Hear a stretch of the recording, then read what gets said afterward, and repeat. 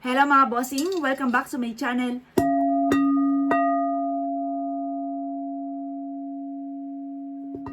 Dahil ngayon mga bossing ko ay unang Martes ng pasok ng buwan ng January mga bossing ko, mainam na subukan nyo po itong gawin at ito po ay napaka-powerful na maalis ang inyo po mga kamalasan at imbis po na kamalasan ay puro kaswertehan ang darating po sa inyo mga bossing. Kapag gumawa ka ng ganito, yun nga po sabi ko, kailangan maniwala ka sa kakayahan ninyo at lalong sisipagan mga bossing, lalo na kung kanais ninyo ay tungkol sa usapin ng pera, subukan nyo po itong gawin mga bossing. Kailangan lamang po natin mga bossing ko ng tubig. Alam niyo po ba mga bossing ko na ang tubig ay isa sa mga pwedeng maging dahilan kung bakit kayo po ay yayaman? Siyempre mga bossing ko, hihigupin nito mga kamalasan na siya nagiging dahilan kung bakit nakukontra ang inyong suwerte. Na dapat matalil ka ng mayaman, kaso nga lang ang dami mga pagsubok na dumating, hindi tuloy mga bossing ko matuloy-tuloy. Eto, tutulungan ka nitong tubig mga bossing ko na magtuloy-tuloy mga bossing ko ang inyong pagyaman or ang swerte po ninyo ay magtuloy-tuloy na. Yung mga balakid na yan mga bossing ko ay may kakayahan po ito na maalis ko naman ang mga balakid na maaaring siyang magpapabigat sa buhay po ninyo ay mahigop ng ating pong tubig mga bossing. Kaya kung ikaw ay masipag at matyaga, minsan mapapaisip ka, bakit ganun masipag at matyaga naman ako pero lagi pa rin walang pera? Diyan napapasok mga bossing ko ang kapangyarihan ng ating tubig. Ang tubig mga bossing ko ay isa sa mga pamamaraan na magbibigay sa atin mga bossing ko ng suwerte. Subukan nyo po ito mga boss kasi ito lang din dinagdag ko sa buhay po namin.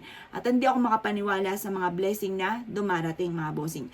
Kaya kung ikaw ay isa sa mga mahilig sa mga pampaswerte, ito ang kailangan ninyo mga boss. Dapat meron kang ganito mga bossing ko. Makakatulong po ito upang sa ganon ay magtuloy-tuloy na ang swerte po sa inyo mga bossing. At yung mga balakid na yan ay mawala na mga bossing. Ang gagawin nyo lamang po ay ganito. Kung gusto po ninyo mga bossing ko na maalis na ang kamalasan po ninyo, maglalagay po kayo sa salas ng tubig. Ang tubig ay magbibigay ito ng tuloy-tuloy ng agos ng swerte at magbibigay po ito ng kasaganahan sa inyo. Tapos, kung gusto niyo naman na mas maging masagana ang pamumuhay po ninyo, maglalagay ka ng tubig sa dining table po ninyo mga bossing. Sa kusina, kung saan ka ay kumakain. Ako po, meron sa dining table, meron din ako sa may lutuan ko mga bossing, meron din akong isang basong tubig po doon. At yun ay pinapalitan ko every 3 days mga bossing. Ngayon pa mga bossing ko, pwede rin naman po, lalo na habang ikaw ay natutulog. Kasi sabi po nila, kapag kita ay natutulog, nagpapahinga ang diwa, mas mabilis daw po na tumatalab yung mga negative energy dahil nagpapahinga yung diwa natin, nagpapahinga po tayo. Kaya dapat meron ka rin proteksyon habang ikaw ay natutulog at magbibigay ito ng wealth po sa inyo at ihigop siya ng kamalasan habang kayo ay natutulog. Kaya mainam, maglagay ka rin po ng tubig sa inyo pong kwarto. Lalagyan nyo po yung inyong salas, ang inyo pong kusina at ang inyong kwarto.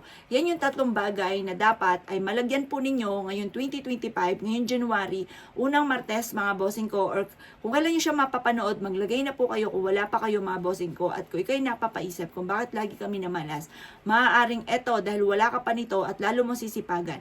Eto naman mga bossing, once na nakagawa kang ganito, mapapasin nyo po na nagagawa nyo yung mga bagay na hindi nyo inaasahan na yung pala ay dito kayo suswertein. Kumbaga, lagi kang dinadala kung saan lagi ikaw ay suswertein mga bossing. Proven po ito. Kaya kung ikinaniwala at naisyo po itong gawin, huwag ka na magpatumpik-tumpik pa, napaka-epektibo po nito, kayo mismo ay ma-amaze sa dami ng mga blessing na darating po sa buhay nyo matapos nyo po itong gawin. Subok na po ito mga bossing ko, kaya kung ikinaniwala at naisyo siyang gawin, huwag ka na magpatumpik-tumpik pa, napaka-epektibo po nito mga bossing ko at gawin nyo na po siya.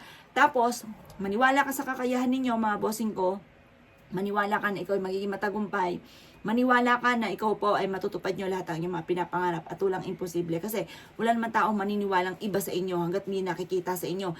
Sino una magtitiwala sa inyo? Di sarili ninyo mga bossing. Kaya kailangan magtiwala ka lamang sa sarili ninyo, tapos lalo mo sipagan, tapos gawin nyo po ito at kayo mismo ma-amaze sa dami ng blessing na darating po sa buhay po ninyo. Kaya kung ikinaniwala at naisyo po itong gawin, ay siya mga boss. Good luck po sa po lahat.